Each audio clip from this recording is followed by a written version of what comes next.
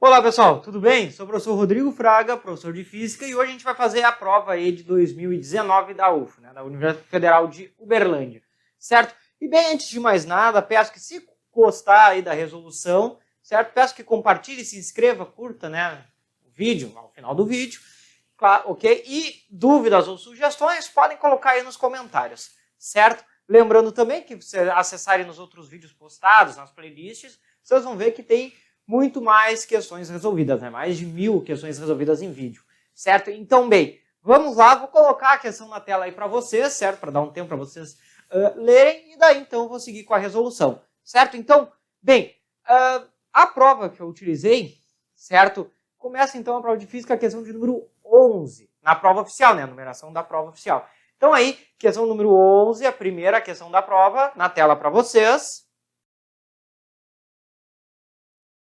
Certo? Então, uma questão envolvendo um circuito elétrico simples, ok? Onde a gente tem um gerador e um resistor, né? Aqui o gerador, um conjunto gerador, utilizando células fotovoltaicas, tá? E aqui um gráfico onde mostra a corrente elétrica do gerador em função da diferença de potencial, né?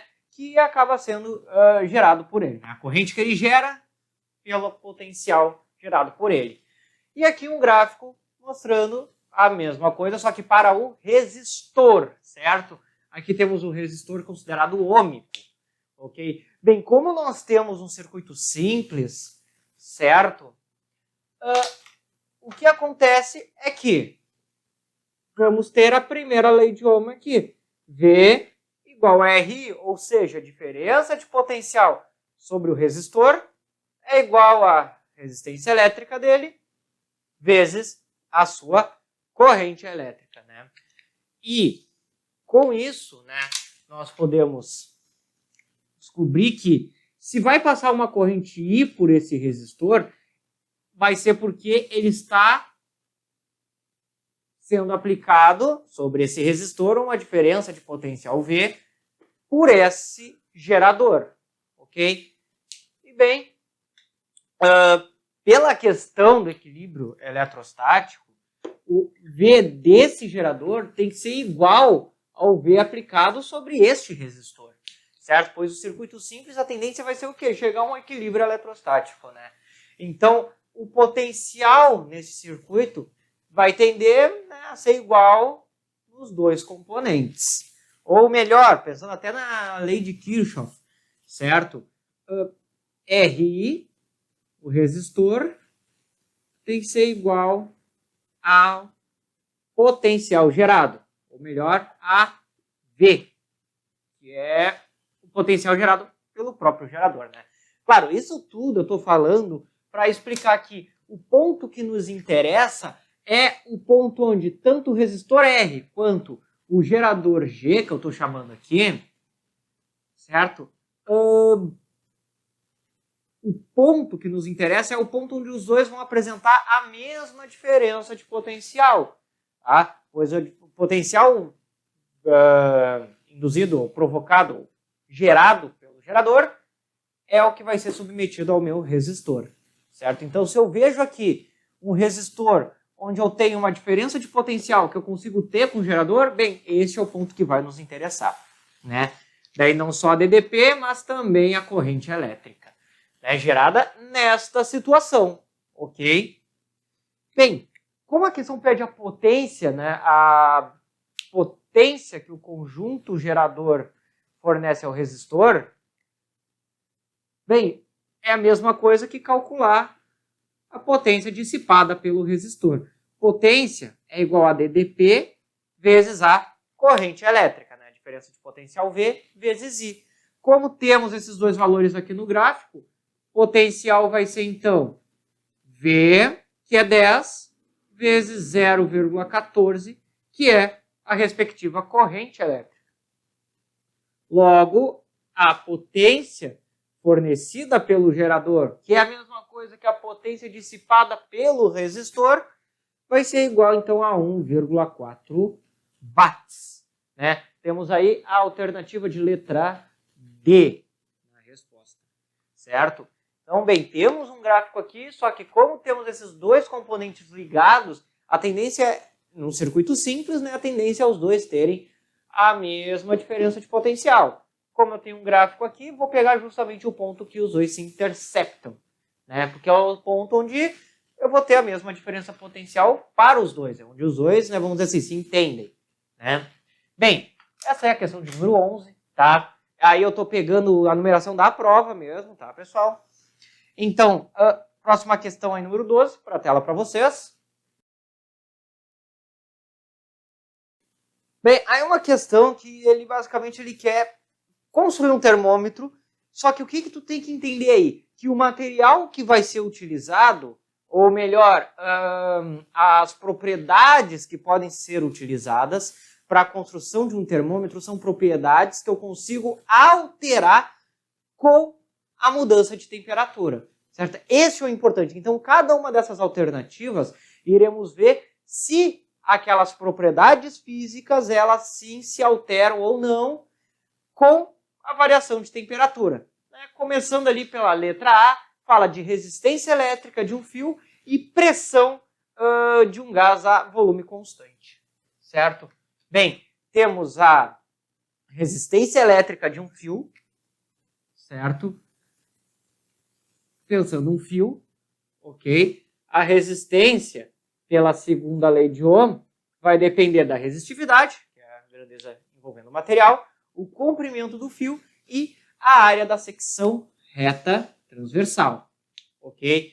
Bem, sabemos que lá na parte da termodinâmica, na área de dilatação térmica, os corpos, quando aquecidos, certo? Se eu tenho uma fonte de calor aqui, ok?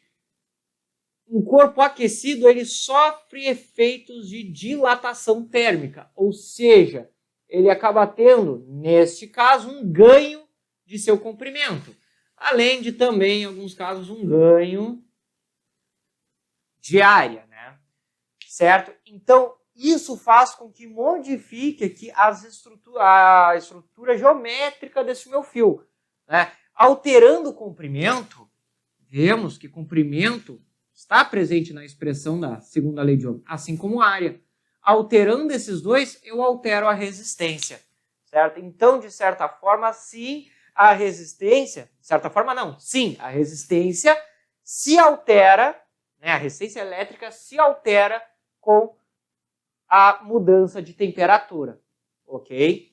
Então, a resistência elétrica de um fio pode ser um fator utilizado como um termômetro, né? Claro, desde que tu tenha um ponto de referência ali, certo? Bem, o outro ali que diz é a pressão de um gás a volume constante. Bem, isso aí nós entramos diretamente, isso aqui é da letra A, tá? Diretamente na teoria cinética de gases, certo?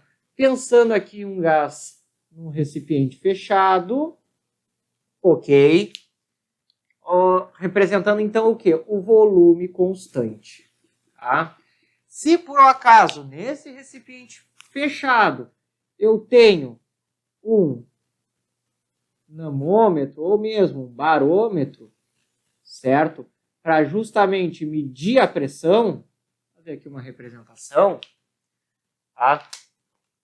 Bem, da teoria cinética dos gases, sabemos que o produto pressão vezes volume é igual a NR, uma constante, vezes a temperatura. Com o volume sendo constante, bem, se eu consigo alterar a temperatura deste meu gás, interior dele, vai ser alterada a pressão deste gás. Sendo alterada a pressão e eu conseguindo medir este valor, eu também consigo ter, então, um processo que vai relacionar a pressão do gás com sua temperatura. Então, eu consigo aí também ter, né, de certa forma, um termômetro. Então, dessas alternativas, a letra A seria uma ótima resposta, né? Bem, vamos ver as outras alternativas e entender o porquê elas não poderiam também ser, né? Olha só, a letra B diz diferença de potencial entre dois metais diferentes em contato, certo?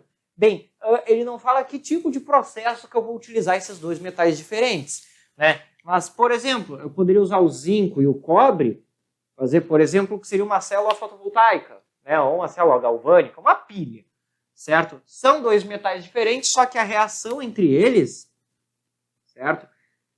A condições ambientes tem uma certa diferença de potencial, né? Claro, isso aqui pode sofrer alterações quanto à temperatura, sim. Então, de certa forma, poderia ser usado, né? Mas a questão não foi específica, como é que eu vou utilizar esses metais. O que consigo eliminar de fato é a segunda alternativa ali da letra B, que é a velocidade de propagação de uma onda eletromagnética no vácuo. Bem, sabendo da relatividade, a velocidade de qualquer onda eletromagnética é igual à velocidade c, que é 3 vezes 10 na 8 metros por segundo. Só que essa velocidade de c da luz é uma velocidade que é constante e igual para todos os referenciais inerciais, certo? Então, independente se eu estou num ambiente de uma temperatura maior ou menor, a luz sempre vai ter a mesma velocidade. Não vai se alterar com a temperatura. Então, não tem como eu utilizar isso como uma forma, um termômetro, né?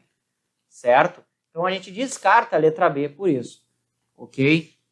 Aqui já entra a questão de eletroquímica, como minha área física, eu não consigo me intrometer muito ali, né? Mas com relação à velocidade da luz, com certeza.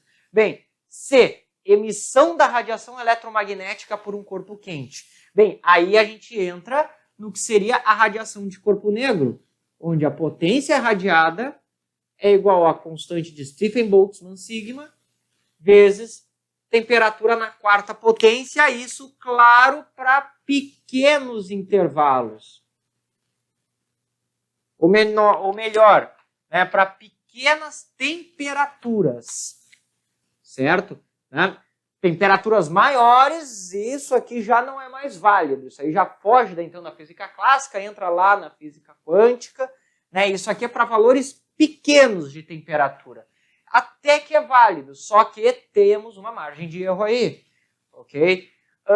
E o outro ponto é o ponto triplo da água. Bem, o ponto triplo da água, se a gente for analisar um gráfico de pressão por volume, certo? O que é o ponto triplo da água?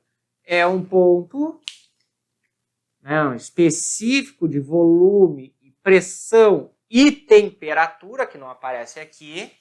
Então é um ponto específico onde a água vai se encontrar nos três estados. Bem, isso não é, o ponto triplo não é uma função que muda com a temperatura. Não, o ponto triplo é uma situação exata de pressão, volume e temperatura, onde eu consigo ter os três estados físicos da água, sólido, líquido e gasoso. Então eu não consigo usar o ponto triplo da água como um termômetro, porque eu posso ter até um ponto de referência, o ponto triplo da água. Só que depois não é o ponto triplo que vai me dizer o que está a temperatura da água ali, certo? Ele só diz uma situação muito específica, um único momento, né? Por isso chamado ponto triplo. Tá? Se eu pudesse ter outras situações, não seria ponto, seria, sei lá, linha. Tá? Certo? Então, não pode ser a letra C aí também. E a letra D, velocidade do som no ar. E realmente, a velocidade do som no ar, 340 metros por segundo, é um valor em condições naturais de temperatura e pressão, CNTP. Ok? E bem, com o aumento da temperatura, há uma diminuição dessa velocidade do som, assim como a modificação da pressão também. Né? Qualquer coisa que, de certa forma, a gente pense que faça as partículas de ar se afastarem mais, causa uma redução na velocidade do som, certo? Poderia ser usado? Sim, só que o outro ponto ali é a massa de um corpo sólido. Bem, a massa é uma propriedade intrínseca, certo? Ela não vai se modificar devido à temperatura. O que modifica num corpo a variação de temperatura são suas dimensões. Ele não vai ganhar ou perder massa. Não, ele muda de densidade, muda de volume, mas a massa se mantém a mesma, certo? Então a gente ficaria realmente somente com a letra A, mas aí é bom, importante comentar aqui o porquê as outras questões não poderiam ser, né? Então, essa é a questão número 12. Vou botar aí para vocês na tela a número 13. Então, a questão de número 13 é a questão que vai basicamente estar falando, ele fala sobre os pulsares, certo? Campo magnético, e depois entra lá no campo magnético terrestre, tá? Fazendo 3 afirmações, certo? E saber se é verdadeiro ou falso. Bem, conhecendo o campo magnético terrestre, como é que ele funciona? Bem,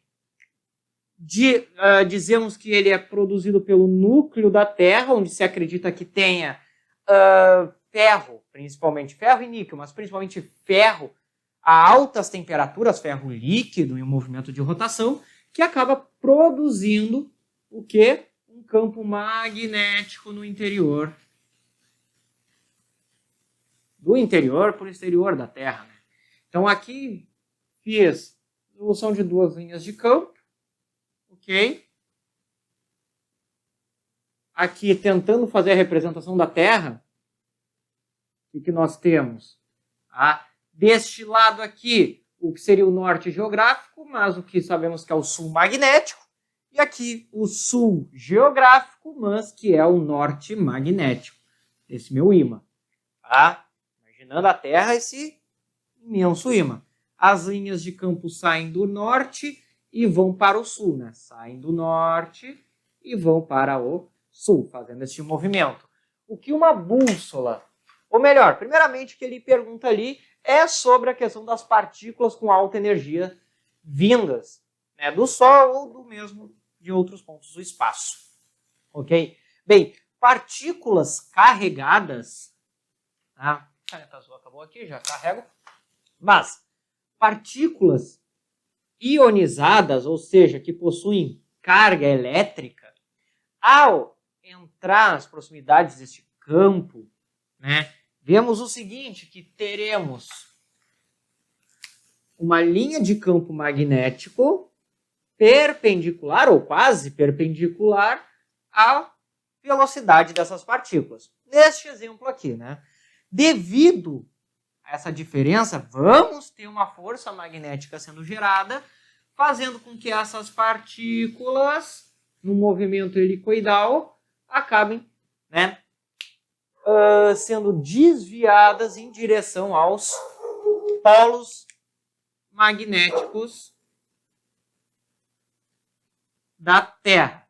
Né? Daí pode ir para o polo norte ou polo sul, dependendo do sinal de carga elétrica. E este encontro, essas partículas carregadas ao chegarem nos polos, se colidem entre si, emitindo aí, né, radiação em forma principalmente de luz visível, né? Que é o que nós chamamos de as auroras. A aurora boreal e a aurora astral, certo? Então a primeira é verdadeira, certo? A ação do campo magnético terrestre são responsáveis pela formação das auroras polares. Então a número 1, colocar aqui ao lado, é verdadeira. A número 2 fala daí da bússola, né? Que se eu colocar a bússola ali, o que vai acontecer? Bem, a bússola é nada mais também do que um ímã, certo? E a função da bússola, ela basicamente, nós sabemos que aponta para o norte, né? Por quê? Porque a ponta rachurada de uma bússola geralmente é o polo norte do ímã que compõe essa bússola, esse pequeno ímã.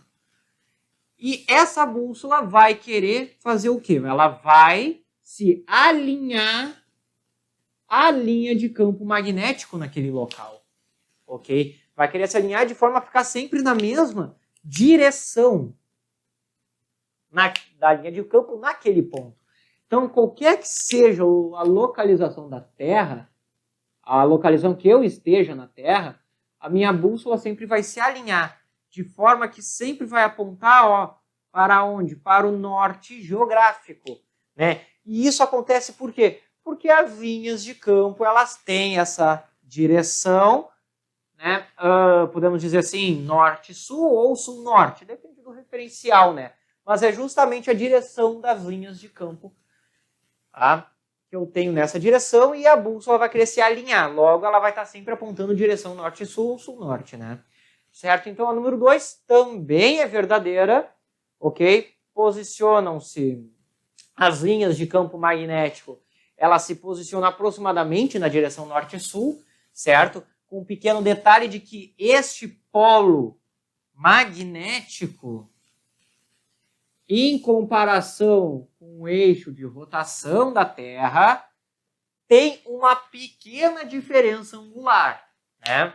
De forma que os polos magnéticos não são exatamente os polos geográficos, ok? Por isso a questão fala de aproximadamente, mas, de fato, essa número 2 também está correta. Bem, a única coisa que resta é saber que a 3 é falsa, porque daí não tem alternativa, né? Que a única alternativa tem a 1 e a 2 verdadeiras, a alternativa letra B, e não tem alternativa com as 3 verdadeiras, certo? Mas o que a 3 diz? Que os campos, né, possuem módulo, direção e sentido constante.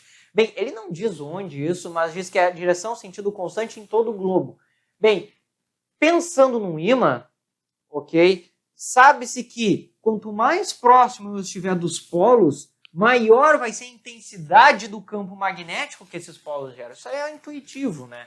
Se eu tiver, por exemplo, colocando o ímã aqui, norte e sul. Se eu colocar, fazer a representação da linha de campo aqui. Se eu colocar um ponto aqui, vai sentir um certo campo, que eu vou chamar de B1. Um ponto mais longe, vai ter um campo magnético B2, e eu sei que este campo B2 é menor do que B1 em intensidade, porque eu estou mais afastado. Então, dependendo da distância que eu estiver, a posição no globo, vai ter uma certa distância desse ímã, vai ter, então, módulos de intensidade diferentes. Então, não vai ser constante, ok? Nem mesmo em direção, nem em módulo, nem em direção e nem em sentido, porque a gente vê que a linha de campo ela vai mudando de direção, né, o tempo inteiro. E vemos que aqui, por exemplo, ó, o sentido do campo é vertical para cima. Perto dos polos, é quase vertical para baixo. Claro, nesse sistema aqui, porque não existe cima e embaixo fora do globo, né? Certo? Então, vemos a mudança de direção e sentido das linhas de campo, ok? E o outro ponto é que ele fala que sempre pode ser... qualquer posição do planeta tu pode te orientar. Bem, exatamente nos polos magnéticos começam a ter problemas, porque o que ocorre? Visto de cima, eu vou ter basicamente o quê? O que seria uma representação, uma convergência de linhas de campo magnético num ponto, que é o interior da Terra. Aqui, este globo visto deste ângulo aqui, de cima, vamos dizer. Então, se eu colocar a bússola dependente do ponto, eu posso dizer que o norte é para várias direções. Então, isso aí acaba, vamos dizer, de certa forma, dando problemas, né? Mas o principal é este ponto aqui, certo? É a questão número 13. Ok? Bem, 14 aí para vocês na tela. Bem, a questão 14, okay, fala do processo de eletrização e explica o porquê que o balão consegue atrair, né, a ponta do palito de fósforo. Certo? Então, o primeiro ali fala, um é de magnetização, outro de aquecimento, outro de eletrização. Bem, primeiramente, para se ter magnetismo, ok? Magnetismo geralmente se encontra em materiais chamados ferromagnéticos, que são ferro, cobalto e níquel, né? Nós aqui, o balão é feito de plástico, não possui, né, de certa forma, magnetismo ainda. Ninguém nunca viu um ímã feito com balão. Então, não é uma presença de magnetismo. A outra situação fala sobre o aquecimento, que o aquecimento do balão gera correntes de ares convectivas. Bem, tem realmente um aquecimento no balão devido ao atrito. Só que este aquecimento não é nem um pouco relevante na produção de uma corrente de ar convectiva. Ainda mais com um copo na frente, o que diminui muito ainda a transmissão de calor entre esses dois entes aqui, balão e o ar dentro do copo. Então não tem como ser, é um exagero dizer que acontece por corrente convectiva, né? Vai ficar para processos de eletrização, né? Porque sabemos, quando se faz uma eletrização por atrito, de certa forma arrancamos ou doamos elétrons entre dois corpos, certo? O balão, atritando ao cabelo, ok? O balão vai ter as cargas elétricas, certo? aqui negativas, ok? Vai ficar com cargas elétricas ali, certo? Bem, estas cargas elétricas, devido à eletrização do balão, fazendo uma área, uma região menor, tá? Para o quê, né? Fará com que parte das cargas desse palito sejam induzidas para uma certa direção. Bem, aqui eu tenho cargas negativas. Então eu vou ter um deslocamento de cargas positivas no palito de fósforo, de forma que queiram se aproximar do balão. E negativas vão ficar do outro lado, querendo se afastar. Claro, este efeito não é muito intenso, pois o palito de fósforo não é um condutor. Então não é uma grande quantidade que vai ter de cargas elétricas ali no palito de fósforo. É uma quantidade pequena, tanto que é colocado sobre a moeda para justamente ter uma situação de equilíbrio instável, onde eu consigo facilmente retirar ele da posição que ele está. Então, o que eu tenho aqui é basicamente o quê? Olha só. Aqui eu vou ter uma carga carregada. Vou botar aqui uma carga negativa, representando o balão. E aqui uma carga com seus dipolos separados, certo? Bem, justamente pela distância entre os dois, eu determino qual é a interação mais forte. Bem, entre positivo e negativo, eu tenho uma interação de atração, uma força elétrica atrativa. Cargas de sinais opostos se atraem. Só que sinais opostos se repelem. Então eu vou ter uma força de repulsão também elétrica nessas duas cargas. Só que o que ocorre? Como a carga positiva e negativa estão mais próximos, como essa distância é menor, a força de atração é mais intensa que a repulsão, causando então sempre uma atração.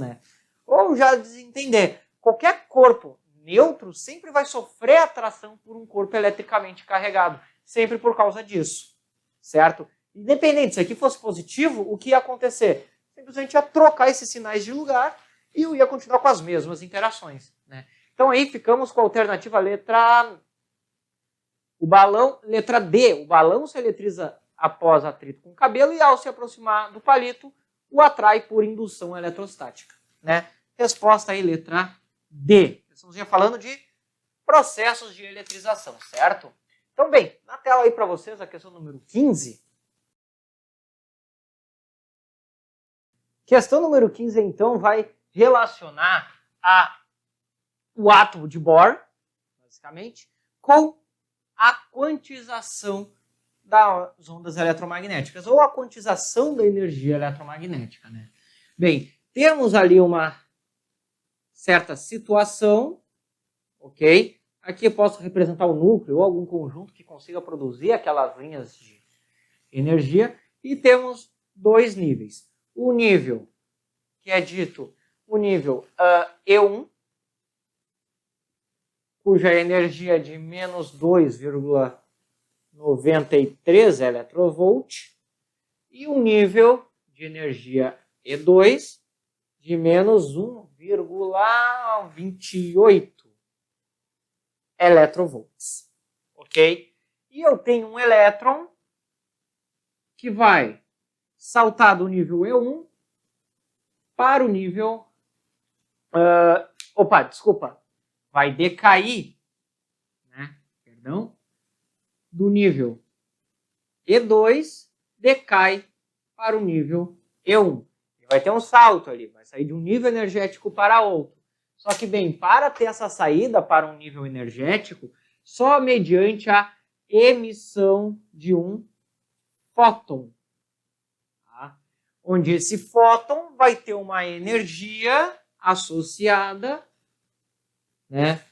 A energia associada deste fóton vai ser basicamente a diferença de energia entre os níveis, final menos inicial, porque ele está saindo do E1, está saindo do E2 e vai para o E1. Então, o E1 é final. Ok? Nisso, então, vemos que a energia deste fóton, que é igual a variação de energia entre esses dois níveis, vai ser de menos Peço desculpa, deixa eu dar uma olhada ali de novo. Não, está correto. Bem, menos 2,93 menos, aqui, menos 1,28. Aí, de forma que eu vou ter uma variação de energia de, fazendo esse cálculo, menos 1,65 eletronvolts. Claro, esse sinal de negativo se refere à variação de energia deste nível para este. Ou seja, isso aqui indica que o elétron perdeu energia, certo? Estava num valor de energia, foi para um nível de energia mais baixo, ou seja, ele liberou energia. Essa energia que ele perdeu é justamente a energia do fóton. Então eu posso dizer que a energia aqui do fóton vai ser igual, o E do fóton, vai ser igual aos próprios 1,65 eletronvolts, Pois aqui eu falo da variação, Se ele perdeu é porque é isso que o fóton tem, tá? Claro, se vocês trocassem aqui no meio da questão, ou só tirassem a diferença entre os módulos, também acharia o valor da energia do fóton sem problema. Certo? Bem, aqui, agora, para conseguir seguir com a questão, temos um leve problema que é a questão da unidade, eletrovolt. Eu preciso passar este eletrovolt para joules, pois eu tenho que trabalhar no sistema internacional para encontrar a frequência deste fóton em hertz, que é o que está pedindo a questão. Bem, para isso, a questão dá uma informação de que 1 eletrovolt é a mesma coisa que 1,6 vezes 10 na menos 19 joules, certo? Bem, o que nós podemos fazer então? Para passar a energia do fóton em joules, basta eu pegar esse valor, 1,65, e multiplicar uma coisa que a gente pode chamar de fator de conversão. O que é o fator de conversão?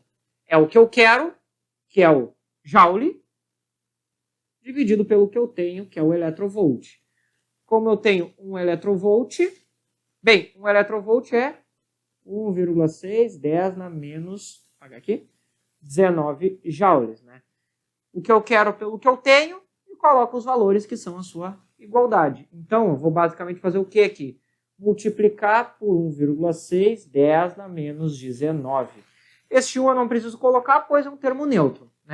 Daí, então, eu tenho meu valor em joules. Claro, não vou fazer essa multiplicação agora, pois eu vou deixar para fazer agora na próxima etapa, que é a seguinte. A energia do fóton é igual a isso lá da mecânica da física quântica, a constante de Planck H vezes a frequência de oscilação desse fóton. Aí está, a questão pede a frequência. Daqui, nós temos, fazendo o quê? Pegando este H e passando para o outro lado, dividindo ou indo para o denominador, temos que a frequência, que é o que nós queremos, é a energia do fóton, divididos pela constante de Planck. Bem, a energia do fóton temos este valor aqui, 1,65 vezes 1,6 vezes 10 na menos 19. E embaixo temos o H, que é a constante de Planck, que a questão também está dando, que é igual a 6,6 vezes 10 na menos 34. Certo? Ali ele dá em joules segundos. Certo? É por isso que eu sei que eu tinha que transformar essa energia em joules aqui. Certo? Por que eu tive que fazer isso? Porque a constante está sendo dada. Se a questão fosse dada em eletrovolts, ótimo. Trabalho em eletrovolts mesmo. Ok? E bem, o que dá para fazer aqui, podemos ver o seguinte, que podemos dividir esses dois valores, simplificar eles por 2, de forma que aqui vai ficar 0,8 e aqui vai ficar 3,3. E, em consequência, este 3,3 eu consigo dividir por 1,65, que vai resultar aqui em, aqui aqui vai dar uma divisão exata. 1,5, isso? Isso. 1,5, acertei?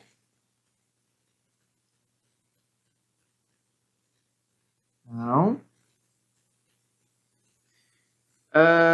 Peço desculpas, o valor vai dar 5. 0,5. Aí, agora sim. Foi. Tá? Peço desculpas aí. E bem, daí vamos ter o seguinte, fazer aqui embaixo, que é a frequência, por isso que eu não fiz essas multiplicações, porque eu posso fazer essas divisões aqui que fica um pouco mais fácil. Né?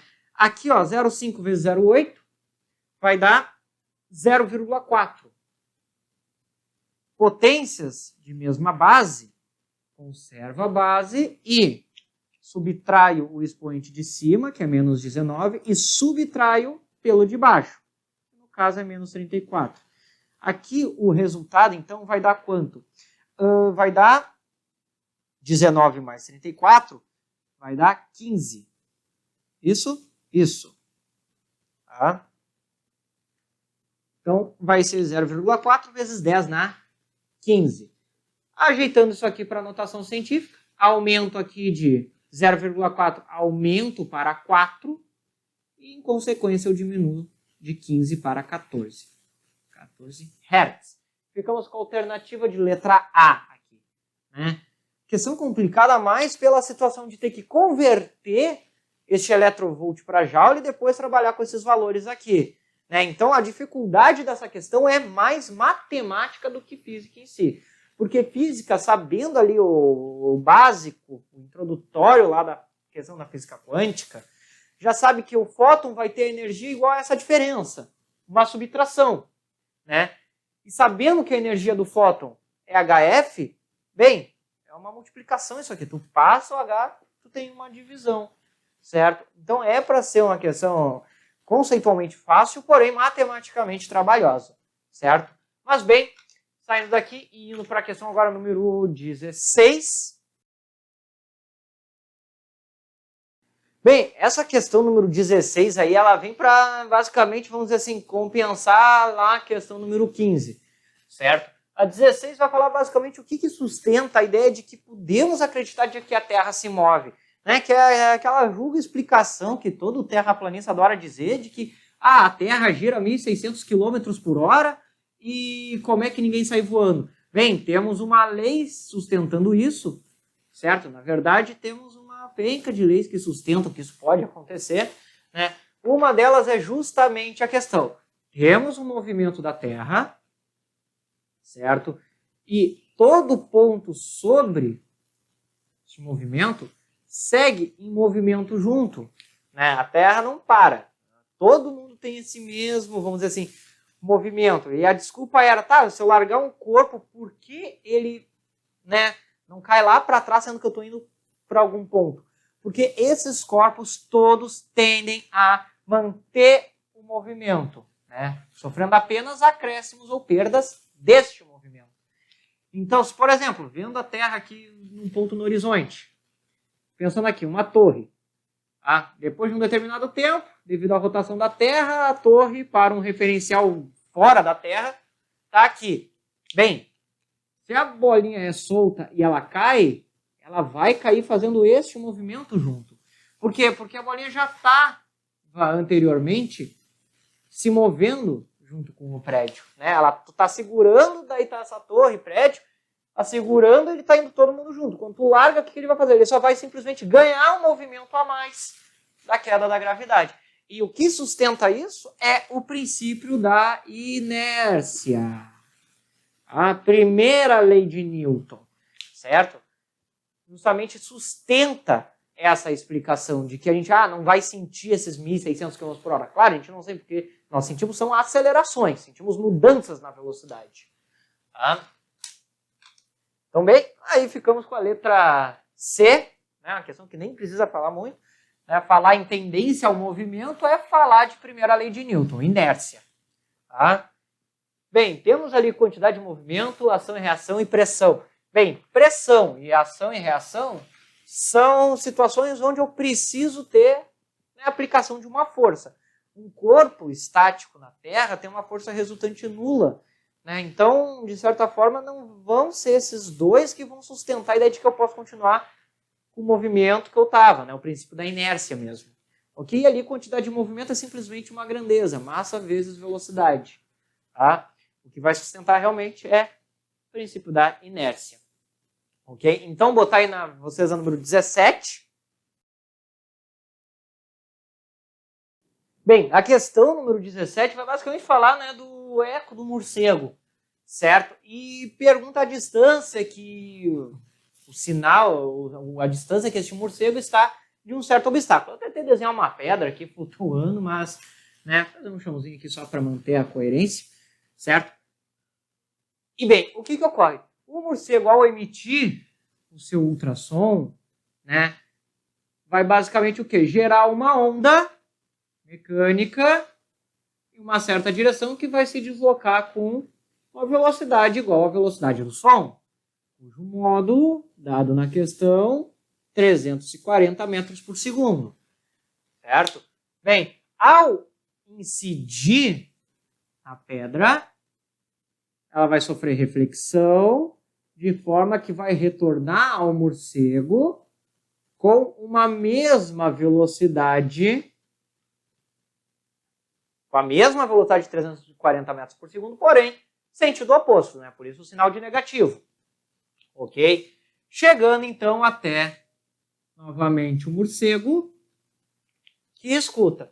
Bem, veja que entre o momento que eu emiti o som, o morcego emitiu o som, e o momento que ele recebe de volta, há um intervalo de tempo de 0,3 segundos, certo? E bem, o que temos aqui basicamente é uma questão nem de MRU, mas é uma questão envolvendo distância percorrida, né? Só que aí o problema é, a distância que essa onda sonora percorre de ir e voltar, né, é uma distância percorrida de 2D. Por que 2D? Porque ele vai percorrer essa distância D para ir e depois vai percorrer a distância D novamente para voltar. Então, um para ir, um para voltar. 1 mais 1 dá 2, né? Certo? Então, e claro, pensando no morcego, a questão não diz isso, né? Vou fazer uma árvore aqui para aprender o morcego. Tá? Pensando que o morcego está em repouso. A questão não diz isso, porque se o morcego está com um certo movimento, bem, daí a diferença, mas né, não faria tanta diferença, porque a velocidade de um morcego comparado com a do som é um pouquinho insignificante. Bem, então, o que temos aqui, né? A distância é nada mais igual do que a velocidade vezes o intervalo de tempo. No caso, a velocidade escalar ali, entre aspas, muitas, né? Mas só porque é dito em livros isso, certo? E a distância percorrida é o quanto eu percorri, né? Aqui não entra a questão vetorial. Então, temos ali 2D, que é igual a 340 vezes 0,3. Fazendo essa multiplicação, 340 vezes 0,3, achamos, vezes 3 vai dar 1020. 102. Fazer a multiplicação. Este 2 que multiplica, passa dividindo. Então, eu vou ter que D é igual a 102 divididos por 2, que é igual a 51. 51 metros, alternativa de letra B. A questão envolve a velocidade do som, envolve conhecer o fenômeno do eco, a reflexão do som, certo? Porém, acaba sendo uma questão justamente de velocidade escalar aí, né? O termo velocidade escalar, né? Que é encontrado muito em livros, ok? Então, bem, questão número 18 aí para vocês na tela. Bem, temos aí então uma situação que vai comparar a aceleração gravitacional na superfície de dois planetas, na Terra e numa superfície imaginária em Saturno, né? Vamos desconsiderar aqui um pouquinho da noção da superfície de Saturno, sendo gasosa, mas aí eu coloquei dois bonequinhos aqui em cima, eu sei que pode não estar tão certo, mas só para representar aqui e dar um pouquinho de vida. Tá? Bem, na Terra, temos a ação de uma força gravitacional que vai gerar uma força-peso P. Né? Em Saturno, teremos uma força P, que eu vou chamar de PS, peso em Saturno. A questão não dá esse nome, mas eu posso dar. Certo? Tudo que nós sabemos é o seguinte, que a Terra vai ter uma massa que eu vou chamar de M, de massa da Terra, e diz que a massa da Terra é 100 vezes menor que a massa de Saturno. Então, pela lógica, a massa de Saturno é de 100 m's. Pode ser? Claro. Um outro ponto é com relação ao raio de Saturno. Né? Ele diz que é 9 vezes maior que o raio da Terra.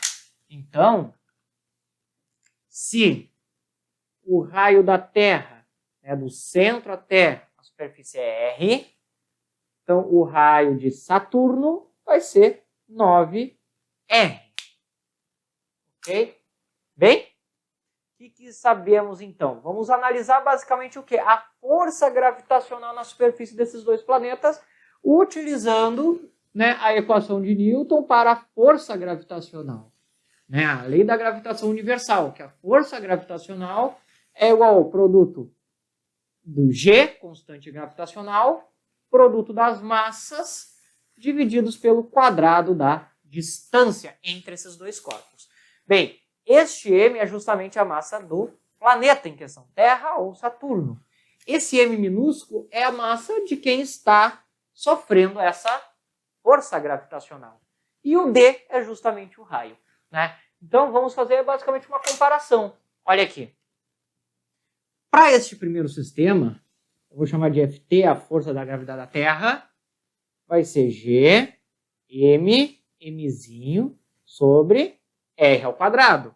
Né? Em vez de D, eu botei R porque é justamente a distância. Para Saturno, eu vou ter... isso aqui igual a P. Vou tirar aqui o vetor, essa intensidade. Tá? Igual a P, né? P, que é a força-peso, que é justamente a força gravitacional. Em Saturno, isso vai ser diferente. Vamos ter G. A massa de Saturno é 100 vezes a massa da Terra. E, bem, a massa do carinha vai continuar sendo a dele. E embaixo não vai ser um R, mas sim 9R ao quadrado. Opa! Aqui. Certo? O que vai resultar no seguinte, 100 G, M, Mzinho, e embaixo, ó, 9 ao quadrado, vai dar 81. R ao quadrado, R ao quadrado. Então, a força gravitacional de Saturno, se eu for observar, vai ser 100 sobre 81 vezes, e veja só, o que eu tenho aqui? Por que eu separei, botei esses números na frente? Porque eu tenho G, Mzão, Mzinho, R quadrado, que é justamente P. Olha só as expressões, são as mesmas. Então eu posso substituir. Em vez de usar todas essas 4 letras aqui, eu troco tudo por um P. Olha como facilita. E eu tenho que fazer o quê? A divisão. 100 por 81. 100 divididos por 81 vai dar um valor aproximado de 1,2. Né? Ou seja, a força gravitacional em Saturno, né, ou melhor, a força-peso de alguma coisa em Saturno é igual a 1,2 vezes a força-peso dessa mesma coisa na Terra. Né? No caso, eu usei um carinha, aqui é só falo de um objeto. Então, um objeto em Saturno tem uma força-peso 1,2 vezes o peso que teria na Terra. Né? Peso a força gravitacional. Então, ali a alternativa letra D. Tá? Certo? Bem, botando a próxima questão na tela aí, 19, a penúltima aí da primeira fase, daí depois a gente vai para a segunda, tá? Bem, pessoal, primeiro aqui na situação 1, na afirmativa 1, fala com relação às 3 caixas, ok? E a força aplicada sobre a tábua nas 3 caixas. Ok? Então, na situação 1, a força com que cada uma das caixas empurra a prateleira para baixo é a mesma. Né? Como as 3 caixas possuem exatamente o mesmo peso, a mesma massa, vão ter o mesmo peso, mesma força-peso. ok? Então, fazendo a força PA no centro de massa, PB também no centro, e PC também no centro de massa dele, certo? Vamos ter aqui, ok? Basicamente, sobre esses três corpos, forças normais aplicadas pela tábua, né? Claro, devido a isso, essa tábua recebe essa mesma força de cada um desses blocos. Então, a força que cada bloco exerce sobre a tábua na primeira situação é a mesma, pois as três têm o mesmo valor de força-peso, elas vão aplicar a mesma força em cada ponto da tábua. Então, a afirmativa 1, verdadeira. Agora, a 2 e a 3, na verdade, vão falar sobre a situação dos blocos na situação 2. Né? Que na situação 2, o que nós temos? Nós temos uma inclinação de 30 graus, tá?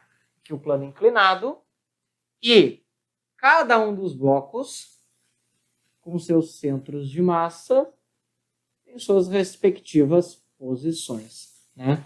Bem, para todas essas situações, para a caixa tombar, vai tombar, o mais lógico é tombar para lá. É meio difícil a caixa tombar, né? Para cá, certo? Então, todas elas, tendências seriam tombar em sentido anti-horário. Por isso, temos então, vou fazer esse ponto mais para cá, como diz a questão ali.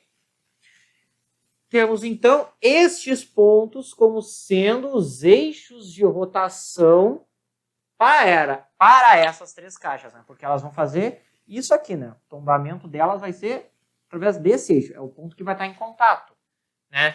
E bem, analisando, traçando uma reta vertical, para analisar de que lado o centro de massa está, vemos que cada um desses pontos vai produzir uma força-peso de forma que vai gerar um torque. Né? Pensando na chamada linha de ação, olha só, temos distâncias dos pontos, centros de massas às linhas de ação. Ok? E vemos que a única caixa cujo centro de massa está de um lado favorável ao tombamento é a caixa A. Né? Pois, com a distância sendo nessa direção, eu consigo gerar o torque necessário para fazer a caixa tombar. O contrário das outras duas, cujos centros de massa estão do outro lado. A tendência é manter a caixa de pé, certo? Então, a única que tombaria nessa situação é a caixa A, né? Certo? No caso, a caixa 1, né? Só que daí, como ele chamou o ponto A, eu chamei de caixa A, ok? Então, a 2 e a 3, eu posso dizer que são falsas, pois a afirmativa 2 diz que a caixa 3 não estará como mostrado, será tombada, não é verdade, quem tomba é a A. E a caixa 3, certo? A situação 3 diz que as três caixas tombariam. Não é verdade, apenas a caixa A, né? Então ficamos com a letra A, verdadeiro, falso, falso, letra A de resposta. Certo? Então, bem, indo para a última questão aí agora na tela para vocês. Bem, última questão aí envolvendo espelhos, certo? A questão basicamente de lembrar de casos, ok? Bem, primeiramente, para saber quais são corretos, tá? Temos um espelho côncavo, temos o espelho plano e temos o espelho convexo. Né? Fazer o mesmo eixo principal para todos, certo? Bem, primeiramente, sabemos que em espelhos planos, a imagem e o objeto terão sempre o mesmo tamanho, certo? Então já podemos desconsiderar a letra C como resposta, pois no espelho plano sempre o tamanho do objeto e da imagem são iguais, pois as distâncias que estão um do outro será a mesma, certo? No espelho convergente, convexo, certo? A imagem, né, traçando o raio paralelo, reflete, passando pelo foco, o raio que incide no vértice, temos uma imagem sempre virtual, né, como mostra a figura, só que direta, não é invertida, como mostra na alternativa D. Então, nossa resposta está lá nos espelhos côncavos, ok? E temos duas situações. Uma situação, o objeto está justamente acima do foco, né, pensando aqui o foco do espelho. Olha só, o objeto emite um raio de luz paralelo, reflete, passa pelo foco. Um raio incide no vértice e reflete, obedecendo a lei da reflexão. E esses raios são paralelos. Então, no foco, não existe uma imagem formada no espelho côncavo, certo? Então, não seria a letra B a resposta. Só poderíamos ficar com a letra A, né? Que aí eu posso exemplificar aqui, olha só. Temos o espelho côncavo, farei o foco e o objeto. O feixe de luz paralelo reflete passando pelo foco. Um feixe que incide no vértice reflete fazendo o ângulo de incidência, certo?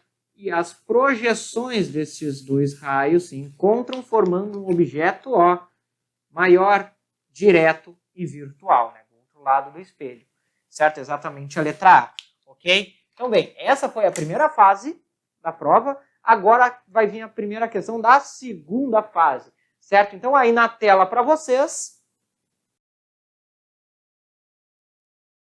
Bem, essa primeira questão aí da segunda fase, questão que vai envolver inicialmente a relação geral dos gases ideais, onde temos que o produto da pressão vezes o volume, divididos pela temperatura num estado qualquer, é igual ao produto da pressão pelo volume, divididos pela temperatura num estado inicial, qualquer, certo? Bem, temos todos os valores, ok? P, 30 atm, P0, 1,5 atm, V e V0 nós não temos, né, em valor de unidade. Mas a questão diz que o cilindro comprime até 1/10, certo? Ou seja, entre o final e o inicial temos uma relação de 10 vezes aí, certo? Então, se o volume no estado final chamar de V, o volume no estado inicial é 10V, né? Anteriormente ele tinha 10 vezes mais volume, comprimiu, diminuiu. E T0, que é de 127 graus Celsius, que é o único ponto que nós temos que nos preocupar aqui é transformar isso na escala Kelvin, né? Então, tenho graus Celsius somando com 273. Fazendo essa soma, eu encontro a temperatura em Kelvin, que eu preciso em Kelvin para trabalhar aqui na cinética de gases. Vou ter, então, este valor com 273 somados vai dar 400 Kelvin. Com estes dados, partindo para a equação dos gases, vamos ter P, 30, V, o próprio V, e embaixo o T que eu vou encontrar do outro lado, né? P0, 1,5, V0, 10V e abaixo 400. Podendo, então, aqui cortar V com V dos dois lados, vamos ter o seguinte, 30 sobre P igual a 15 sobre 400. E podemos simplesmente aplicar um produto cruzado aqui. Temos, então, que sim, 15T igual a 30 vezes 400. Podendo simplificar 15 com 30, que vai dar 2, olha só. Então, T vai ser 2 vezes 400. Temos 800 Kelvin de temperatura. Só que a questão pede em graus Celsius. Então, se para Kelvin eu tenho que somar, para graus Celsius eu faço o contrário. Ou seja, eu subtraio 273. Vou ter, então, que para este valor de temperatura T, né, 800 menos 273, temos 527 graus Celsius. certo? Aí a resposta da letra A. Bem, a letra B pergunta ali a explicar a variação de temperatura sofrida, né? Que nós vemos que eu saí de 127 graus e fui para 527. Certo? O que aconteceu? Um aumento de temperatura, um aquecimento. Por que isso? Porque eu tenho aqui na própria questão, diz que não há troca de calor com o ambiente. Então eu posso dizer que isso é um processo adiabático, onde a troca de calor com o meio é zero. Logo, né, isso aqui para a letra B, logo, todo o trabalho realizado sobre o gás é igual ao negativo da variação de sua energia interna. Então, se eu comprimir o gás, significa que o trabalho é menor do que zero. Eu comprimi o gás, eu tenho um trabalho negativo, um trabalho realizado sobre o gás. E como o trabalho é igual ao negativo da energia interna, bem, se aqui o valor menor que zero é negativo, menos com menos, a consequência é que, então, pela compressão, a variação da energia interna é positiva. Logo, eu tenho um aumento de temperatura, um aquecimento, né? Isso aí é a primeira questão da segunda etapa, certo? Bem, questão de número 2 para vocês na tela. Uma questão que explica aí sobre a emissão de raio-x, certo? E vai pedir basicamente, né, a energia, ok, dos elétrons quando eles colidirem com a chapa, né, que vai ser supostamente a energia da radiação de raio-x. Tá? Pensando que os elétrons vão chegar no repouso naquele ponto. Né? Bem, a energia cinética, ok? Ou melhor, a variação da energia cinética sofrida, pensando os elétrons inicialmente, né, pensando sem energia cinética, em repouso, vamos supor. Ok? Até porque não tem um circuito fechado aqui, ó, só um terminal negativo, não tem diferença de potencial. É igual ao trabalho realizado. A teorema trabalha energia cinética.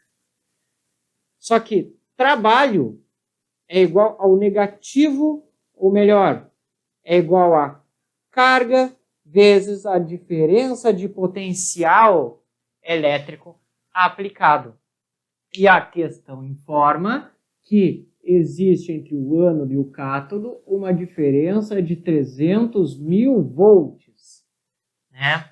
Então eu tenho uma diferença de potencial. Então a energia cinética com que os elétrons irão chegar na placa é igual a carga vezes a energia potencial.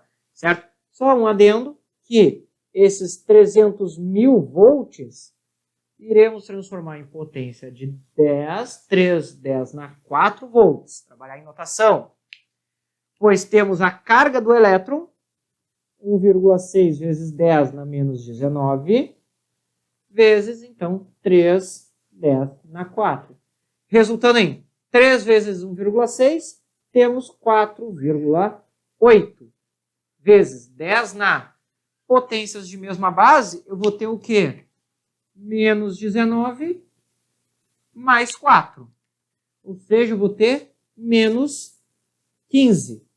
Neste caso, menos 15 joules de energia, né? De energia cinética. Ou seja, os elétrons vão colidir com essa energia na chapa de raio-x. Certo? Então, tendo esses valores aí. Ok? Bem,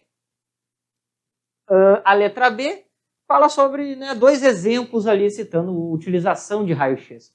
Bem, o raio-x, o nome já induz alguma coisa, é usado, por exemplo, para a radiografia, conseguir ter imagens, né, imagens do osso, basicamente. Isso porque ele consegue atravessar a pele humana, mas não atravessa o osso. Então eu consigo ter uma imagem da estrutura óssea de uma pessoa, que possibilita conseguir visualizar fraturas, por exemplo. O raio-x também é utilizado para a radioterapia, né, tratamento de câncer, outros tumores, ok? Né, dizendo assim, basicamente a radiação consegue matar células cancerígenas, ok? E, bem, a desvantagem, o perigo, do raio-x é justamente em altas doses, por ser uma radiação ionizante, uma radiação muito forte, né, em altas doses ele não só pode matar células cancerígenas, mas danificar células saudáveis, certo? Então, em doses altas, acaba causando, né, problemas como câncer, tumores, esterilidade até, em alguns fatos, outros problemas de saúde, né, justamente pelo dano que pode causar à célula. Claro, em pequenas doses controladas, não tem um efeito tão forte, pois o próprio corpo consegue restabelecer, né? Certo? Por isso que quem trabalha em radiografia, fazendo raio-x, estão sempre se protegendo. Por quê? Porque por mais que a dose baixa não seja letal, bem, imagina essa dose sendo aplicada nele mesmo várias vezes por dia, né? Então, a longo prazo, acarreta problemas. Uma pessoa tirar um raio-x um dia não há problema. O corpo consegue dar conta depois de um tempo, mas uma pessoa 4 horas no mínimo por dia levando, né, recebendo radiação o tempo inteiro, o corpo não consegue, vamos dizer assim, não dá tempo de dar conta, né? Então acaba acarretando problemas, certo? Essa é a questão número 2 aí, tá? Bem, 3 aí para vocês. Então essa terceira questão, a letra A, começa explicando sobre a relação do desvio para o vermelho que a luz sofre, né? Bem, isso aí ocorre por quê? Supondo que temos aqui o planeta Terra e vamos ter uma estrela em alguma região do espaço. Supondo que essa estrela, né, fazer 3 exemplos, uma estrela aqui em repouso em relação à Terra, né, sempre a mesma distância, uma estrela, então, se afastando da Terra com uma certa velocidade, né? Esses 2 exemplos. Bem, pensando que essa estrela vai emitir radiação, vai ter uma radiação com um certo comprimento de onda, chegando na Terra, fazendo análise, percebe? Então, temos um comprimento de onda. Devido ao movimento relativo entre a estrela e a Terra, né, este comprimento de onda, bem, essa luz emitida não vai alterar sua velocidade. A velocidade vai ser exatamente a mesma, igual a c velocidade da luz. Né? Não vai ter uma velocidade menor em relação à Terra. Não é que nem jogar uma pedra. Não, a luz tem sempre a mesma velocidade. Ok? Só que, devido a esse afastamento, este comprimento de onda acaba sendo maior, né?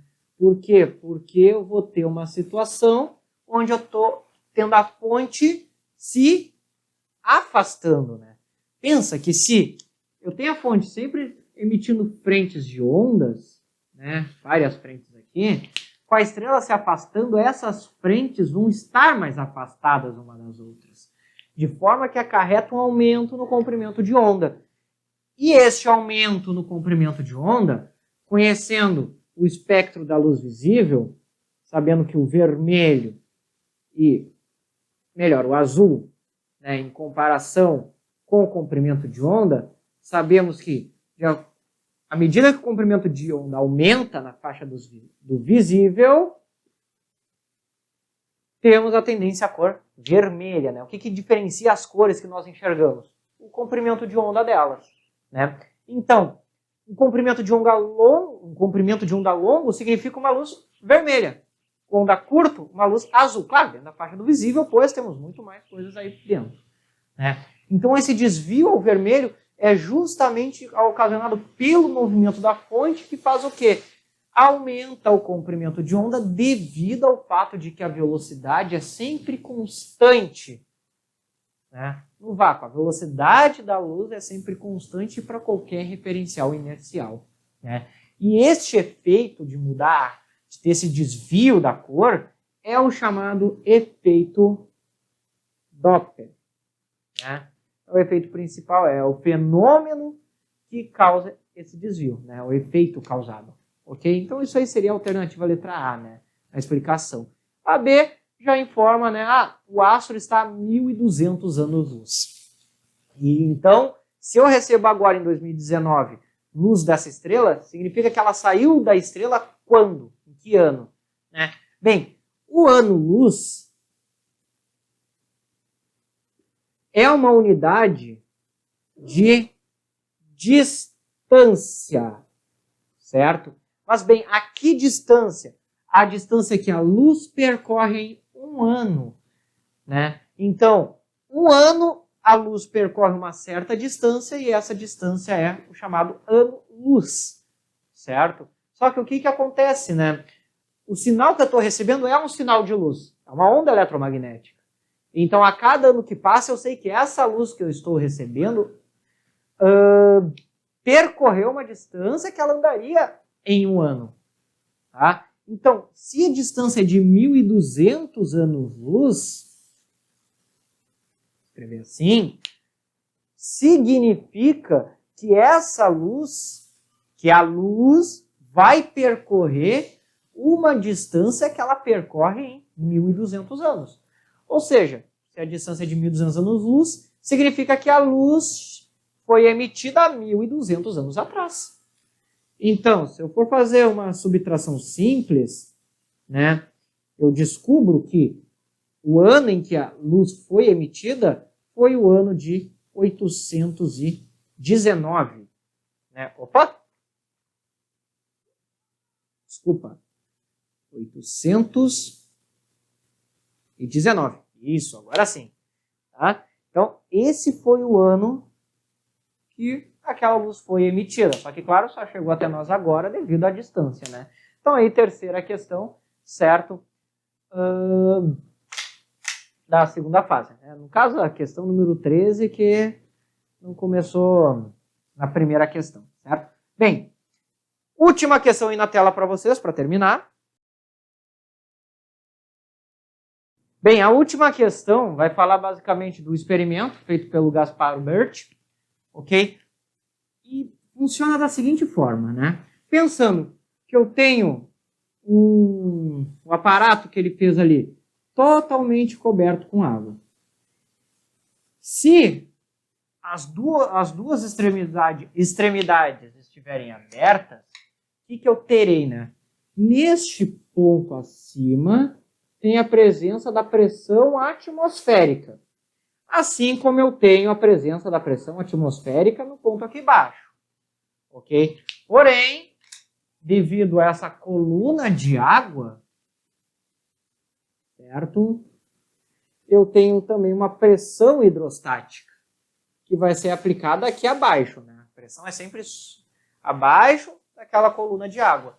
Então, veja que entre o ponto superior e inferior, eu tenho uma diferença de pressão aplicada. Devido a essa diferença de pressão, né, a tendência é que a água escorra.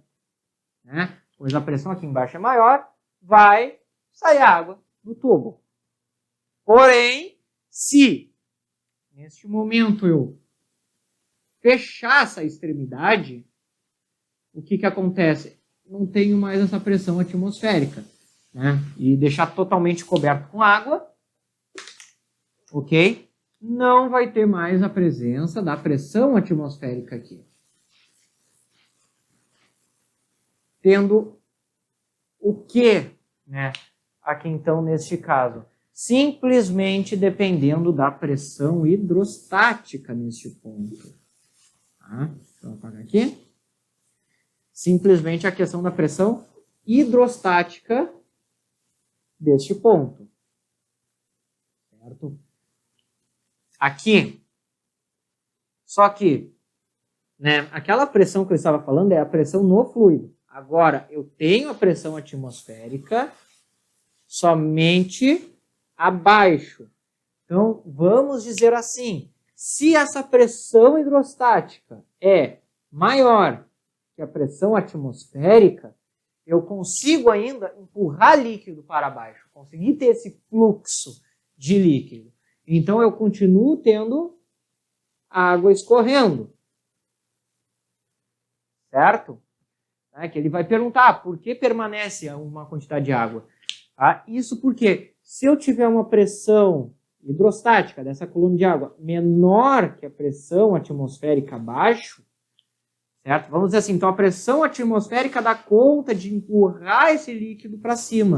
Então, não escorre água. Então, como é que eu posso dizer, né? Por que não vai escorrer água pelo tubo depois de um certo tempo? Porque justamente aquela coluna de água, que é o único agente que vai provocar uma certa pressão interna, de forma a querer fazer com que o líquido escorra, ela é menor que a pressão atmosférica. Sendo assim, pressão hidrostática menor que a atmosférica, eu não consigo ter o fluxo de líquido, pois a ideia do fluxo, o líquido ele vai sair de um ponto de maior pressão para um ponto de menor pressão. Né? Então aqui anteriormente, se eu abrisse, ia ter pressão hidrostática mais atmosférica. Vai querer ir para fora, onde eu tenho só atmosférica. Certo? Neste caso, inverte. Eu só tenho hidrostática de um lado e atmosférica do outro. Então, se esse aqui é maior, não consigo ter fluxo de líquido. Né? No caso, certo mesmo, é essas pressões serem iguais, pois aí então encerra o fluxo de líquido para qualquer direção. Eu tenho líquido aprisionado nesse bulbo simplesmente pela pressão, né, entre os dois extremos ali, né? Pressão interna, pressão externa, certo? Isso aí é o que acontece aí na letra A. Na letra B, pede para eu encontrar a altura dessa coluna de ar. Né? Bem, como eu falei, para eu ter a situação de não escorre, eu tenho que ter a igualdade entre a pressão hidrostática e a pressão atmosférica. Né? Bem, pressão hidrostática é igual a densidade do líquido, G, aceleração da gravidade, e a altura. E a pressão atmosférica, a questão dá que é 1/10 na 5. Abrindo esses dois termos, a densidade da água, questão dá valor de 1000 kg por metros cúbicos. Bem, eu vou deixar em 10 na 3. Vezes 10, vezes H, igual a 1 vezes 10 na 5. Isso aqui é 10 na 4. Eu posso passar para este lado dividindo. Então, eu vou ter 1 vezes 10 na 5 divididos por 10 na 4. Fazendo essa simplificação, vamos ter 1 vezes 10. Né? Pois o que eu tenho aqui? Divisão de potências. Então, 5 menos 10. Mantém a base, subtrai os expoentes. 5 menos 10 é 1. 10 na 1 é o próprio 10. 1 vezes 10, então, para terminar, 10. 10 metros. Ou seja, o tubo utilizado pelo Berti tinha mais de 10 metros de altura para conseguir ter esse efeito de conseguir aprisionar a água dentro de um tubo, ok? Quer dizer, a água escorrer e depois parar no meio do caminho. Por quê? Porque depois que cheguei a 10 metros de coluna de água, as pressões interna e externa se equilibraram, né? Então, encerrou-se o fluxo de líquido nesse momento, ok? E bem, essa foi a resolução da prova UFO de 2019, ok? E bem, qualquer dúvida ou sugestão podem colocar nos comentários aí. E se gostaram, se eu ajudei, podem compartilhar. Peço que compartilhem, se inscrevam, curtam o vídeo, certo, pessoal? Então, bem, desejo a vocês bons estudos e até a próxima!